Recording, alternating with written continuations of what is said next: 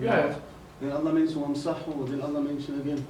So yeah, like Dr. said, well, I'm just thinking about it. Why is it that from Allah mentioned first the wash, and then Allah mentioned wipe, and then Allah mentioned wash again? Wash again. And for example, if it's like apples and fruit and vegetables, you're going to group all the fruits together, and then you're going to group all the vegetables together. So there's a purpose and objective why Allah mentioned first wash, and then wipe, and then wash again. Exactly. So that implies that you have to follow that particular sequence in terms of That sequence has a meaning, has an objective.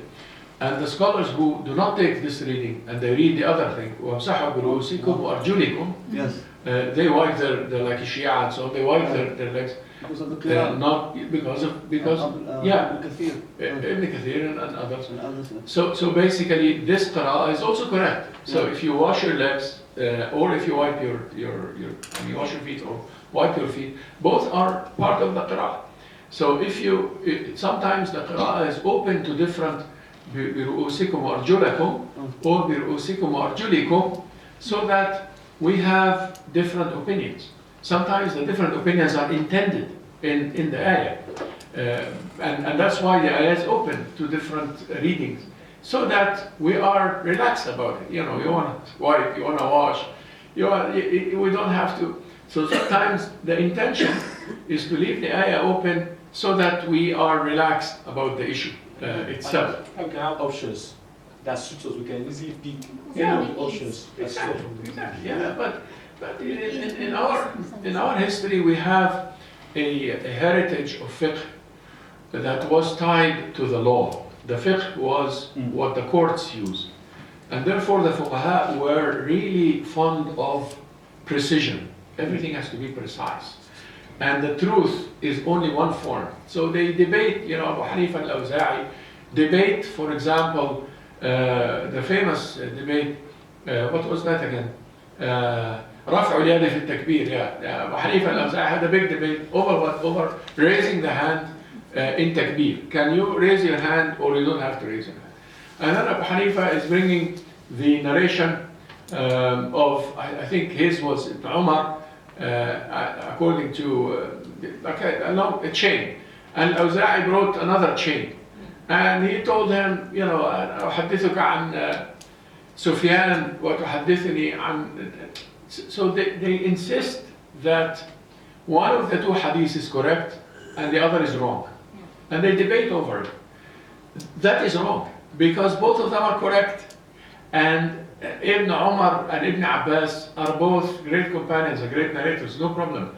And Sufyan and I think the Malik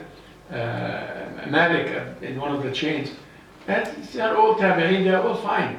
Why do you have to say, well, I have to choose between Sufyan and Malik, I have to choose between Ibn Umar or Ibn Abbas? But they're all the same. But how about we take a step backward and say, well, both are authentic collections, because the Prophet ﷺ did both. Sometimes he raised his hand in the takbir, sometimes he did it, sometimes he put it this way, sometimes this way. Sometimes like without putting his hand up on his chest.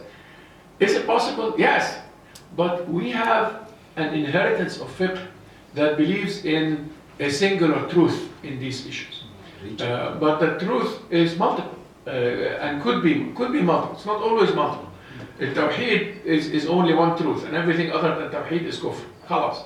But not everything is like Tawheed and kufr.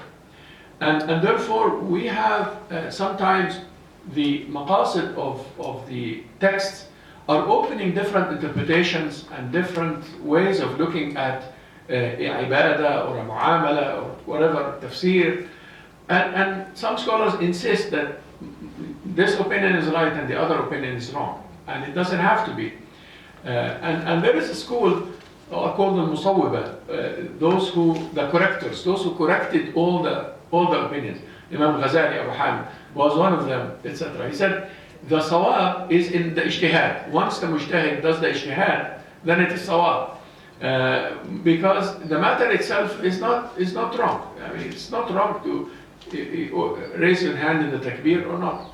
And part of the maqasid approach gives this flexibility in the fiqh and solves a lot of our social ills here, I mean, the fights that we have between the, you know, the Sufi minds and the movement minds, between the Shafi'is and the Ahnaf and the Deobandis and the Brelvis and whatever, the Sufi.